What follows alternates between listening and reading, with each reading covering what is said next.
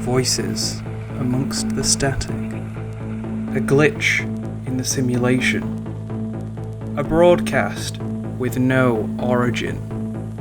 You have found the Phenomenauts podcast.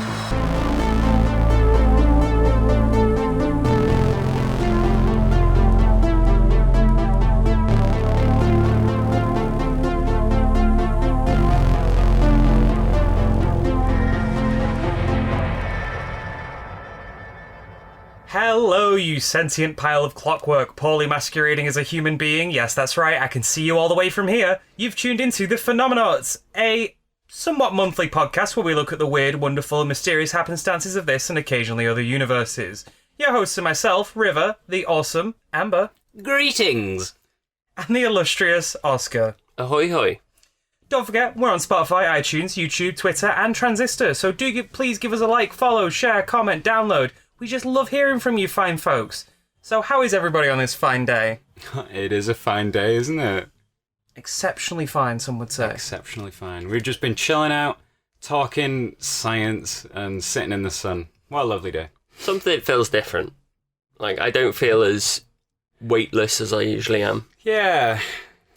What's that about? Could it be because we're, for the first time in what is perhaps a couple of years, Yeah, first time in years. actually recording in the same studio? And by studio, I mean my living room. Yeah, we're all sat on the same couch for the first time. Reunited. Ah. What a special day. What a wonderful day. And I think to kick it all off, Amber, how about we have you first? What arcane tomfoolery are you presenting us with today? Well, let me pose you a question first, both of you.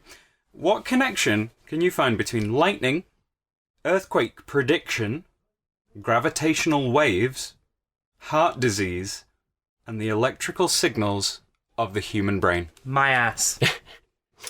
How did you guess? No, it's not your ass. God damn it. Good guess, though. Things that terrify me. Good one, good one, good one. You know what? Yeah, that makes sense. Well, what if I told you the thing that connects all those disparate topics is the Earth's heartbeat? The Earth's heartbeat is the affectionate term some people have given to the phenomenon science calls the Schumann resonances. But what are the Schumann resonances? Well, it's hard. Well, to explain them, I'm going to need to talk about lightning. So that's the first of the odd list that I mentioned. At any given time, there are thunderstorms raging somewhere on planet Earth. Would either of you like to hazard a guess as to how many lightning flashes happen each and every second on average? Jesus fucking Christ, that's... oh god, it feels like an incomprehensibly large amount, which is probably going to turn out to be a lot smaller than my brain's currently imagining, but currently I'm like... 3 trillion. Yeah, I'm like millions of millions, surely. I'm going to go with 5. Exactly 5. 5. Right. Okay. Well, at any given time, there are thunderstorms raging somewhere on planet Earth. Oh wait, no, I already read that bit. Oops-a-daisy. Well, first, I'll let you know that the amount of thunderstorms at any given time, so that's the amount of thunderstorms, is about 2,000 at any given time. That's more than Lord. 5. So, there's 2,000 thunderstorms raging right now, and that is true no matter when you say it. So, when we record, it's true. When you listen, it's true. What could you do with thousands of thunderstorms? Ooh. You could release the inhibitions and feel the rain on your skin. I knew! I'm so mad, because I knew the minute you said release your inhibitions, I was like, oh no, he's going for it. So to stop that joke from going any further... Sorry. It means that, on average, every single second, there are 50 flashes of lightning every second. Oh, so that wasn't... That 10 Yeah. times what I said, maybe. I'm like, that's... 50 not a as- second. Yeah, Still, though. that's a digestible amount of lightning. Yeah. Pretty crazy. And, like, the sound waves of the corresponding thunderclap, the flash of lightning, so the alternative. So, like, I like flash of lightning, but you get thunderclap. I think lightning needs its own thing, like, you know, like a word that just like combines flash and lightning or light or something like that. But thunderclap, I think, is one of the coolest words. Is that not why we call it a bolt? Yeah, but if it was like bolt and or something like that, you know, like it's one continuous word because like thunderclap is recognized as a single word. Yeah, I get you. I think it's weird that they are known as lightning. It's the sound component is known as a thunderclap, and the flash is a flash of lightning, but the thing itself is still lightning, it's not thunder. Yeah. Thunder only describes the sound. Anyway, that's me getting distracted. The thunderclap, forget about that. I'm going to throw it in the bin. The flash of lightning releases electromagnetic radiation in waves. Kind of like sound. These waves travel away from the lightning in every direction. But as they reach the ground, they're either absorbed or reflected. And this happens high in the atmosphere as well. The ionosphere is part of the Earth's atmosphere, way above the cruising height of planes and stretching much, much higher than the highest clouds, starting at around 48 kilometers all the way up to 965 kilometers above Earth's surface. The ionosphere is ionized by solar radiation, and much like the surface of the planet, acts like a barrier to electromagnetic waves, ricocheting them back down. This finite area between the Earth's surface and ionosphere acts as a resonance chamber for the electromagnetic waves produced by lightning, and, as we touched on, since lightning is basically always happening, the electromagnetic waves bounce around this resonance cavity continuously. And I'm no expert on resonance, but basically what this results in is a constant hum of extremely low frequency electromagnetic waves at all times. So if you live on the Earth, you are unknowingly saturated by these waves, and you have been not only for your entire life, but for the entire life of our species, and most likely all species that exist today. This extremely low frequency hum is the Earth's heartbeat, if you want to call it that. Known to science as the Schumann resonance. But yeah, Earth's heartbeat, or the Schumann resonances, maintain a fairly regular set of frequencies, as the resonance cavity of the Earth's atmosphere stays fairly regular in shape and size. As the waves travel around the planet, they combine and amplify specific frequencies, much like how you can shatter glass with a specific frequency of sound. You know, like, some of the vibrations go through and they're like dissipated, but if they're just right, they keep going round the material and amplifying when they get another one added. So it like just compounds and compounds until it's so much that the glass explodes. Kind of like when opera singers do the glass shattering. Yeah. I can do that. See, all the windows are shattered. I'll add it in post. I think everyone with headphones was like, oh, okay. But yeah, did you ever see the Tacoma Narrows Bridge? No. Where it was a bridge where they didn't take into account the way that the resonance of the wind flowing over it affected. No. And it hit the resonance of the concrete, so it kept moving, and it had a self-sustaining wobble, and it reached the point where it wasn't acting like a solid, it was acting more like a liquid, and the bridge was literally like going like 90 degrees, like the surface of the road was like 90 degrees straight down. And it just kept doing it until the bridge just shook itself to pieces and fell apart. Is it really messed up? I really want to see photos and or a video of that happening. I would have thought that you would have seen it, because it gets talked about. It's very famous example. I think I have seen and or heard of this, but I'm like, the idea of a bridge physically shaking itself apart is both horrific and somewhat eldritch in its own nature. Yeah, it's terrifying, but that's the power of resonances. As they keep coming, if they're in sync, they amplify the original signal. But that's what happens with the Schumann resonances. So the lowest of these frequencies is 7.83 hertz, with higher frequencies approximately every 6.5 hertz. So the Schumann frequencies are approximately 7.83 hertz, 14.3 hertz, 20.8 hertz, 27.3 hertz, and 33.8 hertz. And it's kind of like they're more strong at the bottom because that's like their baseline frequency. As it gets higher, there's like less of it because for reasons. I don't get resonance. I respect the honesty so much. So the reason it goes up in increments of 6.5 hertz is due to the shape of the atmosphere. the resonance cavity. The frequencies do vary slightly due to the sun's effect on the ionosphere. It gets squeezed by the sun's pressure during periods of high solar activity, which makes the cavity smaller, so the frequency changes to match the size and shape of the cavity. Apparently at like in daytime and nighttime, the kind of balance of how dense or like how charged the different bands of the ionosphere are changes, because if it's in full sunlight, it's getting hit with all this energy. And at night time, it's like, oh, it just kind of dissipates into space. But it's quite strange. But enough about that. What about trivia time?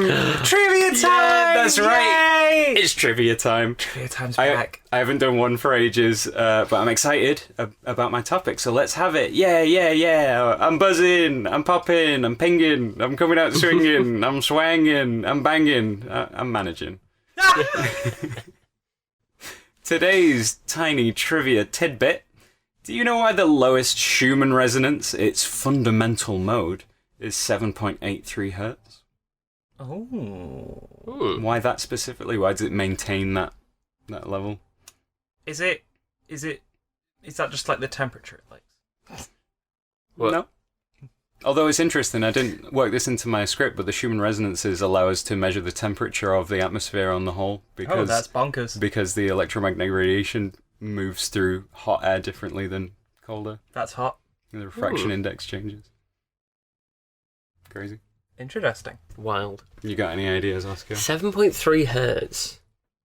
Didn't the frequency you say before was around 6? 6.5 is the increments it goes up in. It goes up in, but it doesn't go less than 7.3.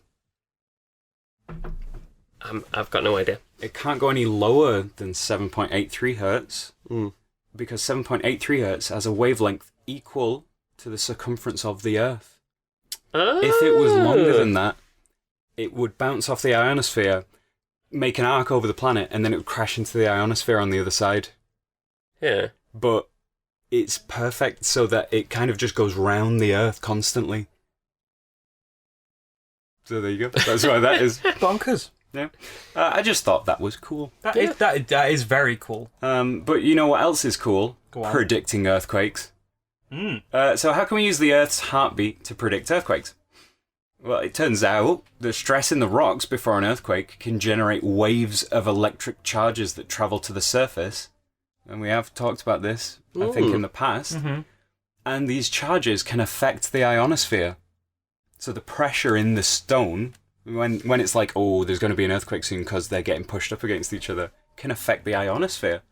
And since the ionosphere is one of the surfaces guiding the Schumann resonances, any disturbance can be detected in the frequency of those resonances. So you can have magnometers, I think it is, you know, just like listening to the Schumann resonance, and you can hear a clear, like, it changes. And then you go, that means that somewhere there's like pressure in like rocks. And if you have loads of these, you know, detectors all around, you can actually like triangulate where the earthquake's going to happen. That's phenomenal. Right? That's actually cool. A little bit mind-blowing. When I read that, I was like, there's no way. That's crazy. Like, it just seems like science, you know, fiction is ridiculous. But yeah, in simple terms, the stress in the Earth before an earthquake generates electric charge that can be detected and used to locate an earthquake that's about to happen. So, That's fucking bonkers. Cross that one off. Earthquake prediction. Check. Done. Not to roll off that amazing fact into another one, but what have you both heard about gravitational waves? Not enough to act like I know anything about it. Okay. Yeah, no. And have either of you heard of the gravitational wave background? I've heard the term before, but I couldn't say I go any further than that. Okay. Yeah, not a clue. So, have you heard of the cosmic microwave background? Yes. Yes. I know about that one. Right.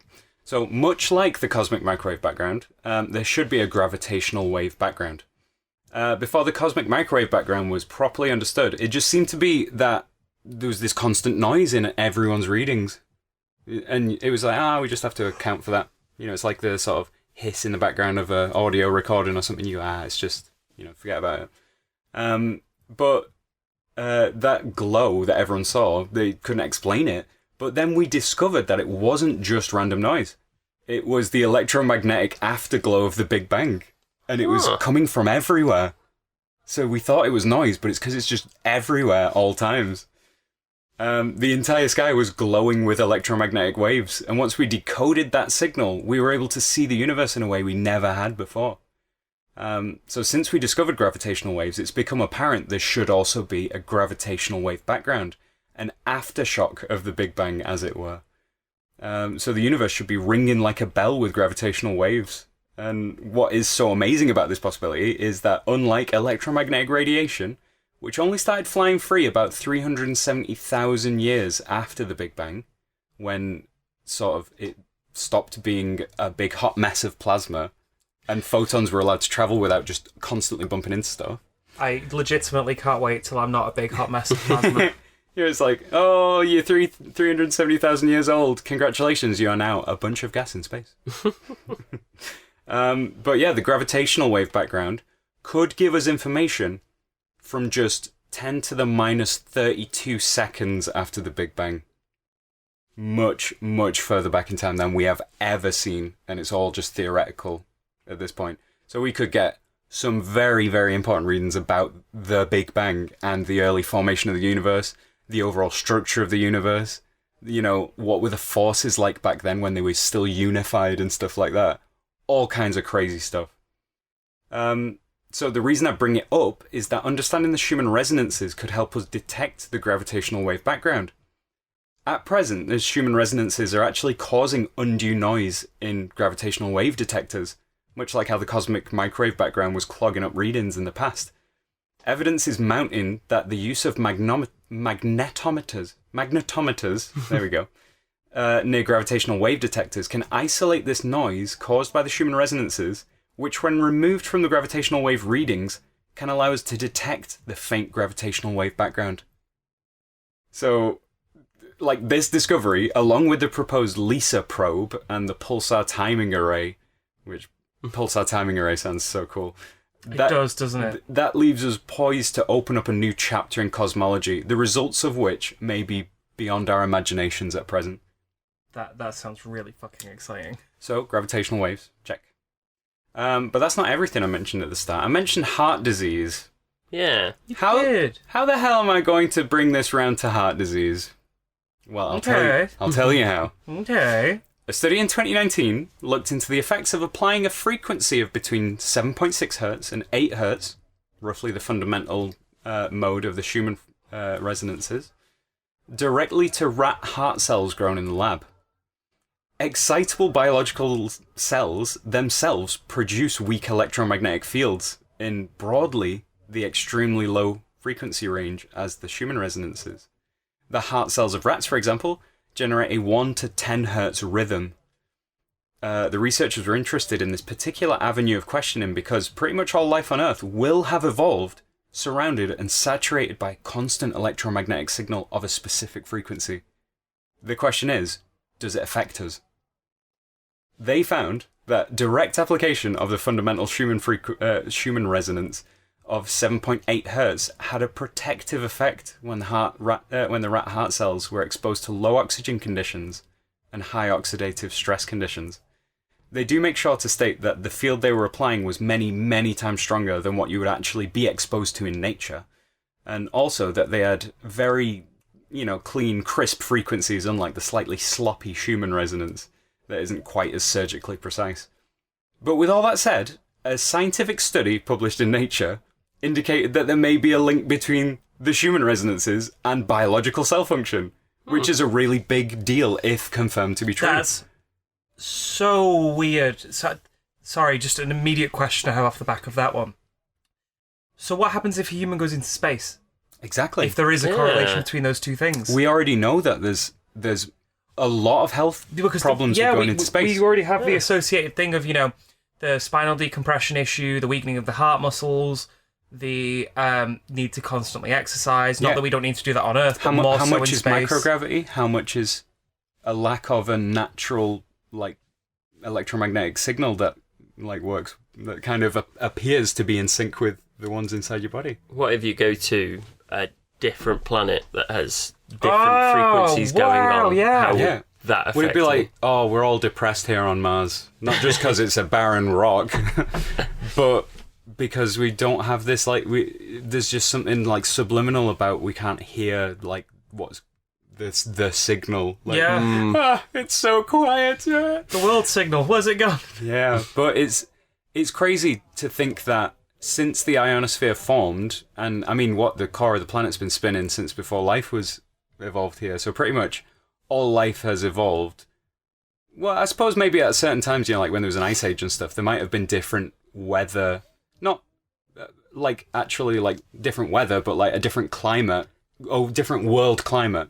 Yeah. So storms just don't happen as often. Or maybe when the dinosaurs were around, it was all tropical, even in Antarctica and shit. Maybe they had a shitload of storms all the time, and they just lived for millions of years with a different resonance. And like, if you brought dinosaurs back, and they just scream constantly. Oh no, the signal's wrong. But yeah, and you know what else has been confirmed to be true as well? Trivia time! Yay! Trivia, monsters, trivia are the champions. Are we gonna get change into trivia champions to save the trivia world? Are we gonna get DMCA takedown now? Yeah. That was a perfect rendition, so much so that the algorithm has caught it. Cats purr at a frequency between 25 and 150 hertz. Okay? There's long been the question of whether the purr of a cat can have some sort of effect on humans, and specifically on healing. I read an article, again, in Nature, so, there's a certain caliber of, it's not just like some, self-published thing or anything like that. And it showed that there is some evidence that a localized frequency of 50 hertz, along with a treatment of parathyroid hormones, can act additively on the bone healing process with regards to bone implants. So that's the science. I'm not going to say cats heal you by purring, but they found that a range, like a frequency that's within the range of what a cat can make, if localized to where you're healing, along with the drug treatment, can add to your bone healing process. Oh, interesting. Yeah. So this isn't definitive evidence. There's certainly more science we need to do, but possibly a cat purring on your lap might heal your hip replacement. Very interesting. So there's another cool frequency thing. Right, so lightning, check. Earthquake prediction, check. Gravitational waves, check. Heart disease, check. And now finally, the electrical signals of the human brain. Despite this being the article that put me onto the whole topic in the first place, the results are not as clear. All that was determined was, and I'll quote this, "Our results confirm the measurements reported by earlier researchers that demonstrated unexpected similarities in the spectral patterns and strength of electromagnetic fields generated by the human brain and the Earth ionospheric cavity." End quote. So they have determined that there's an sort of, right now, unexplainable similarity in the spectral patterns of the human brain and the Schumann resonance. Oh. Huh. And unfortunately, that's still, ongoing, research into that. So I don't have any answers for you, but I kind of like... Yeah. Ooh. Gosh darn, I really enjoyed that. Are we just in sync? But... So basically, we're starting to understand that the Schumann resonances, the Earth's heartbeat, may have effects far more reaching than we first anticipated. Considering that it was only discovered experimentally around 60 years ago, it's no surprise that we have holes in our knowledge. I mean, who could guess that lightning on the other side of the planet could be affecting your heart? Yeah. Or that lightning on the other side of the planet could allow you to predict earthquakes. Right? So I personally find it very exciting that there could be so many effects of the Schumann resonances that we don't even know about yet. I want to push that I want to know more button. Yeah. I wonder... And I know we don't know more yet, but I want to know more. I like it because I'm I wonder what else we're going to learn going forward. Thank you to the gentle and endless thrum of Earth's heartbeat. I like to imagine it might be the new health craze where people start putting it in everything. You lay down, Like- you put your ear to the ground. So it and was you just kind listen. of what I wanted was to go on YouTube and get someone to just explain it to me briefly so that I know where to look, what to read up on. Unfortunately, it's all like 10-hour mixes of these frequencies all smushed together with calming music to like help align your energies and stuff. And I'm like, but the weird thing is, after reading all this stuff, I'm like, is that true? Does it help? Like, the whole binaural beats. Yeah. If you have something slightly offset in one ear and the other ear, your brain can't sync up both hemispheres. And it means that you actually get more information flowing in between your brain, and it makes you be able to like remember things better because you cannot like zone something out. Your brain's like constantly having to communicate with the other side because they're out of sync. So it actually makes your brain function better. And that's a scientific thing. But, there's a lot of people also saying, oh yeah, if you listen to binaural beats, you'll be able to like see the future or something, but I don't know. But there's like there's grounded sort of hypothesis, and then there's way over there. yeah. Whatever way over there. So that's the problem. There's a lot of huge, large implications, like, claims about the Schumann resonances. But what I've told you is basically what we actually know. There's still a lot of questions, but there's something to it. There's some things that are to it. And the whole time I was writing these notes, I was listening, I went onto a tone generator website where you can put in 2 different tones and they put them in both ears. And I put the fundamental one and then the higher one in both ears, and I was just typing away. I don't think I saw any future or anything like that, which might be a bad sign. Oh no. She's predicted the end. Everybody run. I looked into the future and I don't know, I just saw blackness, so I guess it didn't work. But what have you done? So, next up on the docket is you, Oscar. But before we go to your segment, why don't we hear a lovely little bit from our sponsors? Initializing universal simulation. You have unsaved sessions.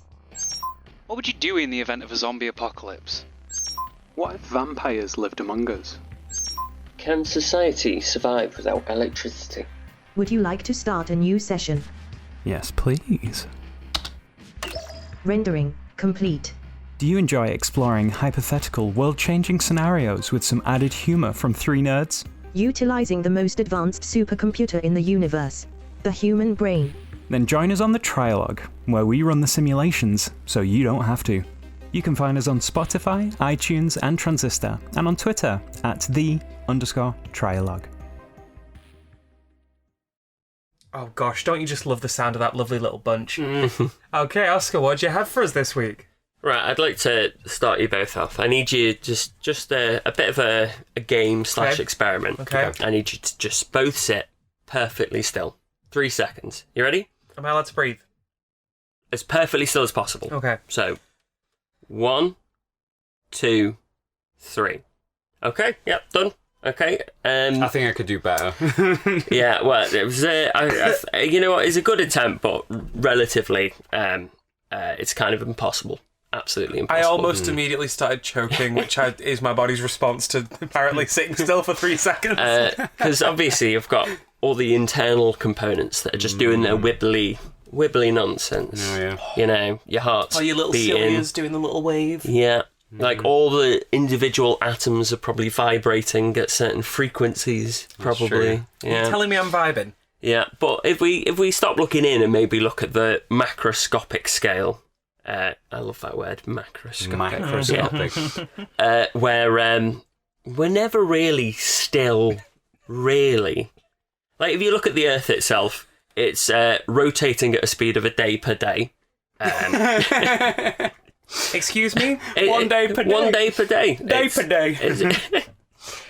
Due to its spherical nature, the speed at which you are rotating truly depends where you are on the sphere. Oh, yeah, true. So, at the equator, so where you are travelling the fastest, it's a very brisk 1,000 miles per hour. Oh, wow. Yeah, whereas here in the UK, we're about 600 miles per hour. Wait, We really are just monkeys Does that- clinging to a spinning, screaming rock, aren't we? would that mean that it would be easier to launch a spaceship from the equator? Potentially. It might all be because the spaceship launching station is also there. Relatively, it doesn't get any benefits. But perhaps. Oh, I want to look into that later. Yeah. Interestingly enough, if you're one of our listeners in Arctic or the Antarctic on the poles, and we see you out there, Antarctic. Yeah, you're there getting the Wi-Fi. So you're standing on the pole, which is rotating at a speed of essentially 0 miles per hour. Oh yeah, you're just spinning in place. Yeah. Oh wow. Like, technically the speed at the poles, the rotational sort of velocity, is 0. Even though you are spinning, it's not. You're spinning on the spot. Spinning at a 0 speed, which I thought was very interesting. So you're not really, even though we were still travelling at 600 miles per hour here. So you'd need to go to the poles to avoid that. Okay. However, the next bit we need to get our heads around is that we're also going around the sun at the same time. Yeah. And at a rate of 1 year per year, of course. Year per year. Well, it's a speed of 66.6 thousand miles per hour. Oh. Which I thought 66.6, that's quite a... It's the devil's speed. We're going at devilishly high speeds.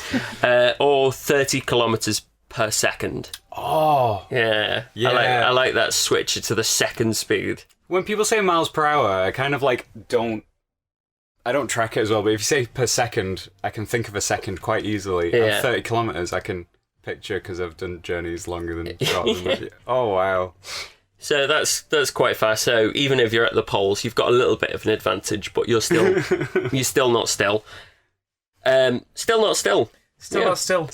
So and to complicate things a little bit, so we are rotating counterclockwise if we count north and south pole as the top and the bottom, respectively. Okay. So we're rotating counterclockwise, and we're going around the sun using the same sort of idea of what's top and bottom, counterclockwise. So there's that sort of where trying to just picture yourself moving. Okay. Gets a bit complicated. Ready for the next level? Okay. Okay, so you've already, these are 2 reasons why you weren't really still. Well, the next thing to think about is the solar system, how the sun rotates around the centre of the Milky Way. Oh dear. Oh boy. So the solar system, the time it takes us, the speed at which we're going around is 514,000 miles per hour, or 230 kilometres per second. Oh. So that's very brisk. Oh. Yeah, it's quite hard to stay still, isn't it? Wow. Yeah. And I looked into this because I thought, is that clockwise or counterclockwise? And then what's going on? Apparently, it's a 50-50. A lot of things in the observable universe are either spinning clockwise or counterclockwise, but it's a mix of 50-50 depending on your perspectives.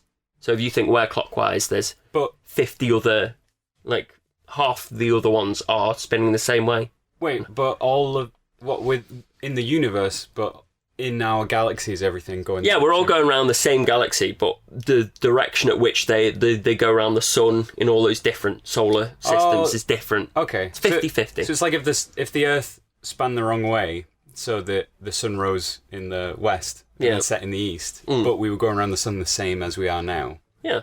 It would be the equivalent of that. So some of the suns and the planets and stuff are just spinning in weird directions. Yeah, it's a bit of a mix. We're all following the river round. Yeah, the Milky Way, it's all one way. Okay. You're all following me. Outside of the Milky Way, say Andromeda, group, might be going the other way. But then again, what do you say is up for the Milky Way? Exactly, it's all relative, but at least we can say half of them are going one way and half are going the other. The thing is... they might all be going the same way, but they're just flipped over. There's no preferred direction. Exactly. Space north is a concept we've explored before. Yeah, so clockwise is a very directionally biased idea. In space, I think the only thing we can agree upon is where the centre is, and then after that we have to go from there. So it's a bit like if you think about a compass points north to the top of the globe. However, depending on where you are, the needle is changing. So if I were to walk around the top of the pole, the needle's always pointing just towards the pole, kind of thing. So, but just to give you a bit of a time frame as well. One rotation around the Milky Way, what we call a galactic year, is 225 million years. Wow. That's quite a big number, isn't it? Oh, the dinosaurs were around back then. Yeah. Oh, they might not have even been around back then. Well, here we go, because we're about to look at the Galactic Calendar. Whoa. Yeah. Oh, yes. We've got some events that happened, so let's have a look. So the Big Bang itself happened 61.32 galactic years ago. Yeah. The universe really isn't happy that they keep upping the age of retirement, as it now has to wait another 1.265 billion years before it can retire at the age of 67. Same. And who knows if they're going to put it up in that time, obviously. It's going to be working forever. The universe will never stop. Yeah, I wonder who'll be the new universe. Next in the Galactic Calendar, we've got the Milky Way itself being formed about 54 galactic years ago. Oh, not bad. So that's our current clock. The time this is all based off of is the Milky Way, which was formed 54 rotations ago. That's good for him. Good for us. I like that. All right, what's next? The Milky Way, 54 years. That's a midlife crisis. It might go out and buy a sports car. Next, our sun. Our sun. We all know it. That's about 20.4 galactic years old. Is that like our kid? Our kid? Our son.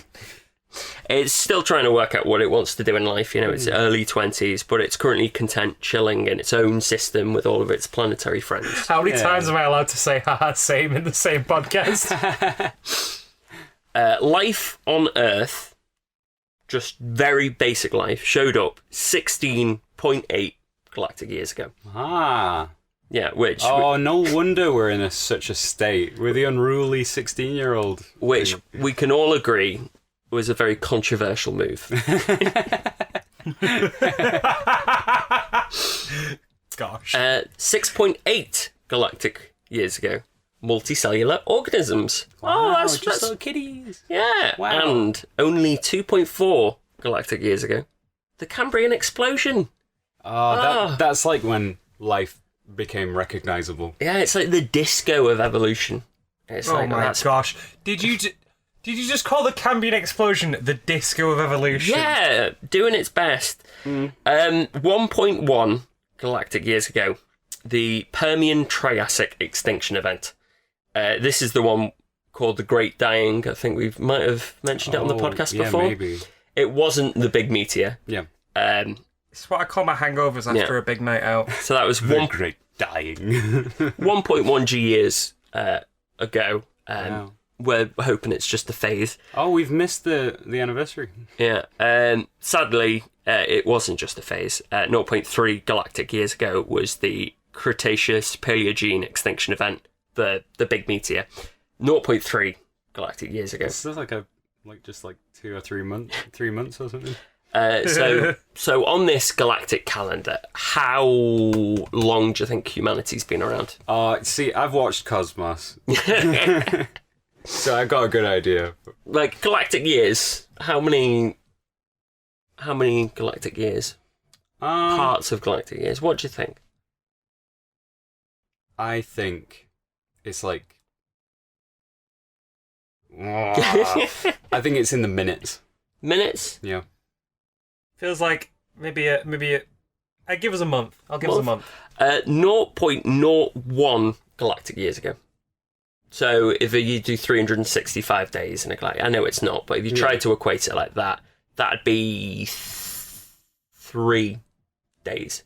We've been around for 3 days. If you try and relate it like that, 3 days I feel like I know in a fucking galactic nothing. year. Wait, so is that from when we kind of first, started making stone tools and shit, or is it Humanity, civilization? Yeah. So That's 12,000 years or something. It was 225 million years, so 0.01 of that is 2.0. It's low. It's a low number. Everything that's ever happened in all of history, Yeah. to every human who's ever lived, So 3 days. in relativity, that means that we've travelled around 1% of the Milky Way in our existence. 1%. Yeah, it's been pretty nice so far. Yeah, we have gone round quite a few times, but for us, life-wise, yeah. I'm barely using anything. the royal we. So that was what was in the past. We've actually got some future events in the Galactic Calendar noted down. Obviously, the further you go out, the less you can predict accuracy. But these are some things we've got just denoted in our Galactic Calendar upcoming. So what have we got next? In 0.15 galactic years, so 15 times the amount of time we've been here on the planet. Wow. 0.15 galactic years into the future is the statistical point where we should have been hit by another extinction level asteroid. Oh. So in What? 0.15 galactic years, we should have been hit by an asteroid again. So in 2 weeks, if we use your previous scaling. Yeah, but the good news is We actually we recorded this more than 2 weeks in advance, so there's no point. There's no point warning you. No one's hearing this. we've got plenty of time. 15 times the amount we've been on Earth, and if you think about like the advancement we've made in the last 200 years, which is nothing. The majority of it's happened quite recently as well. Yeah. So it's still quite scary to think that. Yeah, really, just going by the numbers. It's gonna happen. Yeah. Well, let's see what else is in the calendar, shall we? So, in one galactic year, 225 million years, we are expected to see the reformation of all of the continents into one supercontinent, Pangaea 2. Electric Boogaloo. There have been 3 suggested models about how it'll all fit together again, and they all have names. Are you ready? Oh, okay. We have Amasia, Amasia, Amasia. I like that. I really like saying it. It evokes amazing. You know. Yeah, Amasia. I'm on side. Yeah. I like it. We've got Novo Pangea. I like that. Ooh. That was good. Sounds futuristic. Yeah, bring it back like retro. Yeah. Pangea. Yeah. Oh, and we've got another one. We've got Pangea Ultima. Ooh. That sounds edgy. Oh, That's like calling something Eden Prime. It's like just you Yeah. add something on the Yeah. end to make it sound cooler. so you know all the oceans and stuff, and how they separate all the countries and whatnot. Well, let's just move them to the side. Let's put all the landmass together again, like jigsaw block. That'd be crazy because, like, if you're an alien and you just rock up to Earth, you might look and go, "Oh, it's just water," Yeah. and then leave. And then as the day turns on, we're like, "Ha ha ha!" All hiding on the same side. Yeah, so that's one galactic year. In 2 to 3 galactic years, the moon has gotten far enough away from us that we no longer experience solar eclipse. Aww. It's a bit sad, that one. Something to do with like the way it reacts with the tide. It's slowly, very slowly, going away. So enjoy it while it lasts for another 675 million years. I mean, at least on the whole, it's going away and not getting closer. Yeah. I haven't watched that movie, but, like, you know, the one where the moon falls. Moonfall. We start to get into trouble after this. 4 galactic years, carbon dioxide levels drop to a level photosynthesis is no longer possible. Yikes, that's not a good one. Yeah. This is a predictive model after what they're looking about, because you know how there's loads of CO2 trapped in, like, the ocean and everything. Yeah. They think that it's slowly starting to drop, it's escaping, we're all gonna die. Sounds like a promble. But don't worry about it, that's 4 galactic years from now, you know? It's true. Yeah. After that, so let's say we get to that point, we manage to stop it all getting away, we've got carbon dioxide tents. It's great. Quick, zip up the tent, you're letting the carbon dioxide out. So in 15 galactic years, that's quite a while away. The surface of the Earth is going to become comparable to that of Venus. So, oh gosh, we probably want to be off an hour, or unless you like Venus, conscious clouds, perhaps. I quite like that idea of robot bodies. Take your pick. Yep. 22 galactic years. This is where it starts to get exciting. the Milky Way and the Andromeda collide. Yeah. It's happening. The collab of the century. Unlike the cool supercontinent we're going to get, they didn't come up with a good name for the merged galaxy, did they? We'll get there. 25 galactic years, the sun is going to turn into a white dwarf. Like, looking at the general lifespan and what, suns tend to do. Stars, I should say. White dwarf, which means it's going to be a lot dimmer and probably a lot colder. And that'll be what form it's in for the majority of its entire life. Because white dwarfs just sit there. Yeah. Like, they're not burning through the fuel as, like, ferociously. So what we think of as, like, oh, look, the sun, it's happy and healthy and alive. This is like, it's like fire. It's like, when you strike a match and it flares and then it, like, goes down to a little flame. Like, a white dwarf can stick around for, like, hundreds of billions of years. It's ridiculous. Fantastic. Well, I'm glad it'll still be here. Yeah. Hopefully our robot bodies on Earth, Venus, on the supercontinent of Neo-Pangea are having a good time as well. Well, 30 galactic years, so 10 years after... 10 years? Yeah, just 8 years after the two Milky Way and the Andromeda collide, it will have finished colliding, and we will now exist in the merger of the two, which have two suggested names. We have the Milkometer. Got milk, a galaxy's worth. Or Milkdrometer. So, that sounds like some sort of space-based porno there, I said it. When we introduce distant aliens into the fold, and they're like, wow, what do you call everything? This is the Milkdrometer. It's called that because, so there's an animal called a cow. In fact, mammals. We need to explain mammals. We don't have them anymore. They're extinct, and so we're in robot bodies, so we don't lactate. Okay, lactation is this process.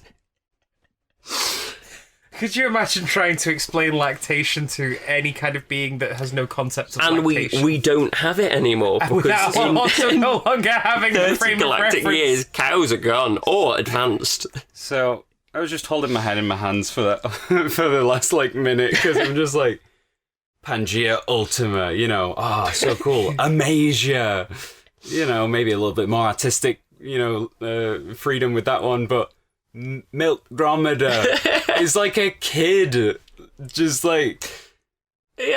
come on. We've just combined two really, the Milky Way, that sounds fun. Andromeda sounds sci-fi.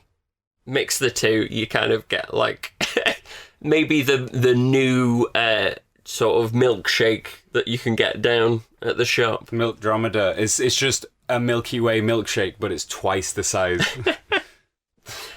So now we're that's the short term on the calendar, and the only bits are in the way distant future. So in 500 galactic years, which is 10 times the amount of time that has passed since the Big Bang. Ooh. So imagine everything ever up until now, times that by 10. We're that far in the future. Okay.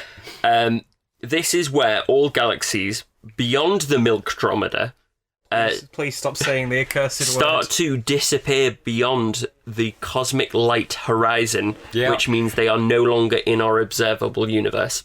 We can no longer see them. So, is this that they go beyond the event horizon, or that before this point will the light have redshifted out of the visible spectrum? Yeah, up until this point it's going down. It's about to be at a level that we can't even detect. So the sky will have already gone dark, but if you get a radio, dish, you can see, there are galaxies there, it's just we can't see them because it's been redshifted. But at this point, it's we can't pick out the signal of anything above the noise. No. The sky is just black. Yeah. Fun time. Something to look forward to. Also, any aliens living in Milkdrometer, if they just rock up after that point, if they look up into the sky and they study the universe, doesn't matter how advanced they are, they will think that it's just the Milkdrometer just floating in an empty space. Well, in 2000 galactic years, again, so before, that was in 10 times the amount of time that has ever existed. This is 40 times the amount of time that has ever existed. Okay, I'm trying to... Okay. Yeah, you got it? Yeah. So this is the last thing in our calendar right now. 2000 galactic years in our future. Our 47 sort of local galaxies coalesce into one singular large galaxy. Oh! We just have the mega... So we'll get to take Milkdromeda and smash it together with 27 things and hopefully come up with something a lot cooler. Oh, so these scientists or scientist kids, I assume, haven't come up with a name for that one? No, I think it's quite hard. I mean, maybe, depending on what level of sort of society we are, maybe it'll just be, we don't use words anymore. Yeah. It's just, you think something and it is that thing. Or for any aliens, again, they'll just call that the universe. Yeah. It's just what's left. We'll probably call it something stupid like Big Milk Smash or something. Oh gosh, Big Milk Smash sounds horrific. So, yeah, that is the galactic calendar that we've got so far. We had quite a few big events in the past. We've got some things coming up. Quite the schedule, really. Yeah, really. A lot's going on, and at the same time, nothing's going on. So I thought, obviously, this was a massive information dump. I'm going to try and really summarise it all succinctly. Just something you can then take home and then maybe digest the rest of it over a longer period of time. So no matter how calm or boring it seems right now, and it seems like you're doing nothing, we are hurtling through space at ridiculous speeds in multiple directions beyond our comprehension. So, there's never a day you're doing nothing. You're always doing something, just relatively you're doing nothing. Yeah. And that's the thing, speed is relative, time is relative, everything is relative. To you, to me, to the universe, to animals that don't even comprehend space nor time. They're just out there thinking, I need seeds for the winter. Yeah. I'm going to go eat them. And they are not burdened with the knowledge that in 500 galactic years, all the stars in our sky will dip out a little bit and we'll be alone in the universe of the Milkdromeda. Every time you say it, it gets worse, not better. Milkdromeda. So, you know what? Both everything and nothing is happening in a very short and long amount of time. So don't worry about it. If you've got any questions, please hold them till the end of the universe. At the end of the galactic semester. Yeah, if you want to put any bookings in the calendar, let me know, but I won't be able to put them in until we've... Is this like trying to get in touch with that lecturer who you can never get in touch with? Yes. Right, cool, got it. Oh, sorry, I was operating on the galactic calendar. I took a galactic holiday. The lecturer you've been trying to get an appointment with, and it turns out they've actually been dead several 100 million years. I'm having a galactic gap year, so... Galactic gap year! Galactic gap year. Yeah, and my gap year, 225 million years long. Yeah, started evolve. Yeah, I went for some self-discovery, I wandered about, holidayed, worked. Lived a few half-lives. Yeah. Lived a few half-lives. I hate you all. I hate you all so much. Not as much as I hate that name. Milkdromeda. Yeah, it definitely doesn't roll off the tongue, does it? Like, look, Milky Way, I get. There's, cultural context for why it would be called that, right? Because it looks a certain way and humans do shit. Well, like, seahorse. It's got nothing to do with the horse, you know what I mean? So, Andromeda makes more sense. You just gave it a name. Yeah. Oh, it's a galaxy over there. Andromeda. Just do that for the new one. It doesn't have to be called Milkdromeda. Yeah. I know I'm preaching to the choir, but... Yeah, I get you. God damn it. And I guess that just leaves my segment, doesn't it? Yeah. So, back once again, like the renegade sovereign that I am, I'm coming at y'all with space news. Today's headline, universes equivalent to the missing link have been discovered. Oh? Sorry, the universe's equivalent to the missing link has been discovered is the correct way I should have put that. Well, no, I mean, that's what I thought you said, but still, huh? Yeah. So, GNZ7Q, or Jenny, as I've termed them in my brain, because it's a bit easier. Thank you. is a candidate proto-supermassive black hole thought to have come into being about 759 million years ago. Sorry, 759 million years after the Big Bang. Oh. For context, we think that happened roughly 13.8 billion years ago. So right near the start? Right near the start. Wow. That's why this is breaking space news. So, GNZ7Q, or Jenny, as we like to call them, was found in the already well-studied area termed God damn it. Scientists, right? Goods. I need a minute. I need a hot minute. Hot minute. Someone make a timestamp. The fact that you are like struggling to say something. Good snort. Good snort. Good snort. We found this big black hole in the good snort. Right, got it. Termed the Great Observatory's Origins Deep Survey North, or GOODS North, taken by the Hubble telescope. It was actually archival data that they looked at, and Hubble helped confirm the finding, evidenced by a source of ultraviolet and infrared light that couldn't be emissions from nearby galaxies, but is consistent with radiation expected from materials falling into a black hole. Ooh. And what makes this really interesting is that rapidly growing black holes within dusty early star-forming galaxies have been predicted for quite some time now, but never really observed. Now, what does that really mean? Because I just said a lot of wordy stuff that when I read this I didn't really understand, because I'm got to be honest with you folks, I'm not a real scientist. So let me break this down somewhat. Supermassive black holes are pretty much exactly what they say on the tin. Big old black holes. And in fact, slight tangent if you fancy an example, there's one nearby. It's in the centre of the Milky Way. It's that big glowy bit. Yeah. Yeah. And a quasar is an incredibly luminous, compact region, a nucleus, if you will, at the centre of a galaxy, and they are powered by aforementioned supermassive black holes that are gorged on gas and dust. You can see some pictures online of galaxies with huge jets of stuff firing out of the poles, and it's literally one black hole in the centre of that entire galaxy. It's just like fountaining matter out of the top and bottom of the galaxy. It's crazy. Yeah. So why am I telling you all this? What am I on about? Well, first of all, I think it's really cool.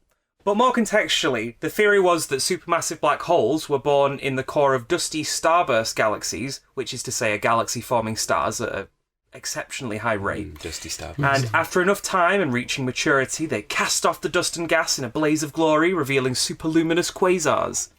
Now, our friend Jenny, their accretion disk, which is sort of it's like a light effect you see at the edge of black holes. It looks a little bit like Saturn's rings, but that's not really related at all, so please don't think of that. But you get the idea, it's just this sort of halo effect. Yeah. And it's currently observed with its outer parts just beginning to show this.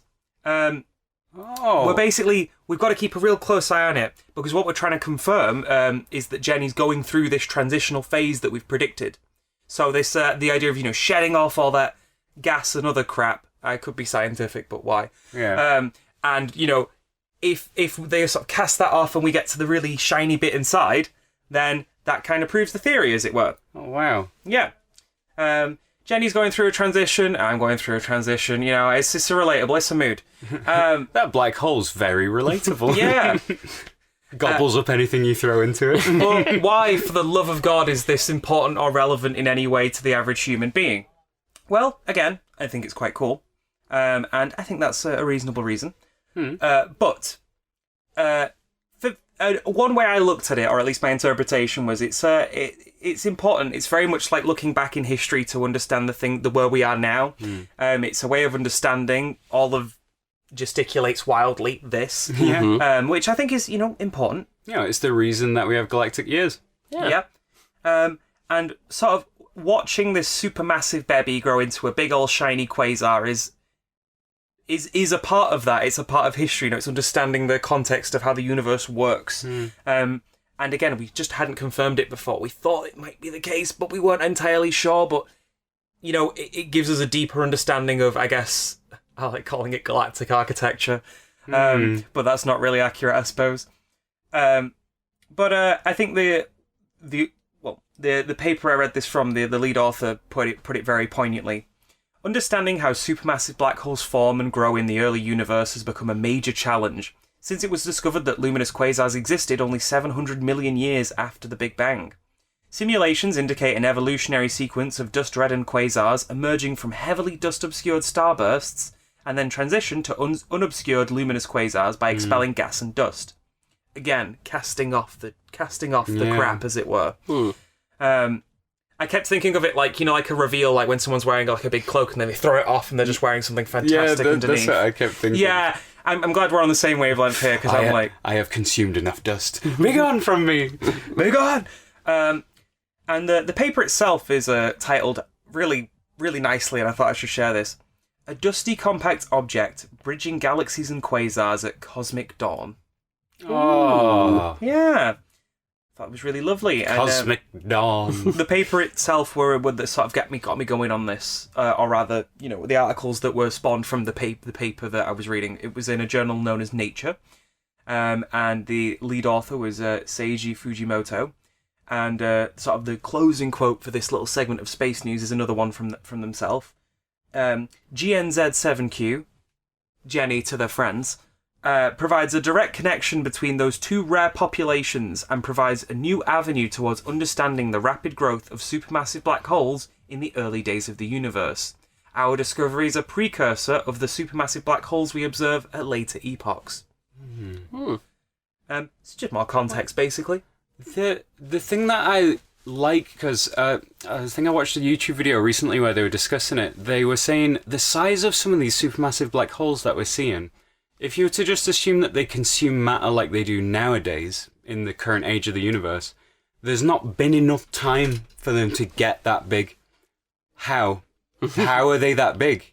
They would have had to have been eating inordinate amounts of stuff way earlier in the universe, and they've kind of quietened down a little bit. So there's a point where quasars was like, there was just quasars everywhere, because it was like the time when all of the black holes were eating big meals and blasting all of this, radiation out. And it might have been quite a dangerous time to be alive in the galaxy, because you were just at a much higher risk of getting sniped by one of these things if it just happened. If it just happened to point at your planet, there's nothing you can do. The first time you hear that it's going to happen is when it hits you, because it's traveling at the speed of light, the radiation that's being kicked out. But it's the fact that we've had to start changing our ideas about how supermassive black holes formed, because, we started to learn more about them, started to see how they don't fit in our current understanding, our current model for, formation. And then, that is really interesting. But it's just they used to just gobble dust and gas, but because it was so dense and it was everywhere, they could eat at a level that is not possible today. But it's just really interesting. I like that. So, it's basically just a case of wait and see. If Jenny yields the results we expect, then now we know more about how the universe works as a whole, and as I said, it sort of fills in a gap in the evolutionary chain of the universe itself. Which I just thought was really cool, I'm going to be honest. I always love the fact that as humans we come this far, and now we're really at a stage where it's like, so how did the universe shit us out on a cosmic scale? Because it really is an interesting one. Love it. Yeah. Black holes were one of those things, in my childhood, that I thought I had to be a lot more worried about. Yeah, absolutely. On the list that, black holes, quicksand... So, sometimes do astronauts fall in them? Yeah. I don't want to fall into a black hole. Why did everyone always go on about quicksand? I love Kid Me would be in but what if they turn on the Large Hadron Collider and it makes a black hole and we all fall into it? I don't know why I took such a stupid accent for that, but oh my lord! Oh my gosh, child me was an idiot. No, I remember that. Loads of people that I knew, even at the time, I was like, it's not going to do that. Yeah. Because I was very young. I was but a baby. It was going around my school as well, and it was on the day, and everyone was like, oh, it's going to happen, and then somebody's like, have you taken account time difference? And they were like, no. Yeah, I remember that. Oh, they turned it on at this time in this country. You fool! They turned it on hours ago. We're in the black hole right now. You fool, the deed is done. Like, what do you think we're going to get destroyed by a black hole? Don't you know we're already living inside a hologram on the surface of the event horizon? Love it. And I guess that sort of takes us naturally into our final segment of the session, which is stuff that we've liked. So I'm just going to be real selfish and go first, because I don't know, I kind of want to. Do it! This week, I'm talking about Moon Knight. Ooh. Yeah. Which is, I'm going to be honest, been a really oddly enthralling watch. Like I think many feel recently, I've been a little bit burned out on a lot of Marvel content. Just because, no disrespect, it's been many a year. It just keeps coming and don't stop from coming. Yeah. Yep. It certainly doesn't stop doing that. So, like, and you know, I've tried to keep up in bits and bats here and there where I'm interested, but on the whole, I'm just a bit done with it. I'm like, you know, we had Endgame, I was satisfied, but I still dip in. I still, if I go, oh, this looks good, or people are saying this is great, I give it a try. And Moon Knight's one that got me because I quite like Oscar Isaac. I just generally like Oscar Isaac. He seems like a good egg. He's Dune Daddy. And, you know, I'm a big fan of, like, you know, Egyptian mysticism and that sort of thing. Yeah. And I was like, okay, let's see what this is about, as someone who had never really encountered, you know, the comics of Moon Knight before. Mm-hmm. And, you know what? I'm pretty enthralled with it. Oscar Isaac does a great job of playing several personalities in one body. And if you can get past his really dodgy British accent, which in its own way kind of adds to the vibe of the show, like this idea that, you know, he is several different people. Plus, it's got that whole, as I said earlier, the Egyptian mysticism vibe, which I've always found to be really interesting. It's got really fantastic production values and pacing, and every episode feels a bit like a movie. Like, I know I'm currently up to episode 3 or 4, and it's very much felt like the story is unfolding as it goes, but it's not been too hard to track. I've been interested. It's left a lot of, I wouldn't say open doors, but, you know, it's developing, it's going somewhere. And again, there's just something nice about, they have the sort of budget where they can make every episode really feel like a movie. Yeah. And I thought that was kind of nice. And I actually have a cheeky little additional one this week. You're not allowed to like more than one thing. Listen, this is important, but I could not fill a paragraph talking about it. But the sort of little work of fiction I've been writing on has recently passed 10,000 words, which has been really exciting. I consider that a small milestone. It's not quite the most I've ever written in my life, but we're getting there. Yeah, Nice. That's good. Oscar, what's your thing? My thing? Oh, well, this week I'm going to pull out a safe classic, which is My Friends. Because I've not seen them in quite a while, although I have seen River did come up to Scotland relatively recently. Wasn't it like 2 weeks ago? Yeah, it was 2 weeks ago. Fairly, 2 weeks fairly ago. Amber, I'm trying to think when I last saw you. Mayhaps Would have been Christmas? Here. Might have been here, right? Yeah. Literally months ago. And that's Months. since you moved out of the city, I've seen you maybe like 3 times. Yeah. It's weird living on the internet. You get your quarterly dose of Oscar in physical form. I talk to the Oscar simulation on Discord often. It's very, very lifelike.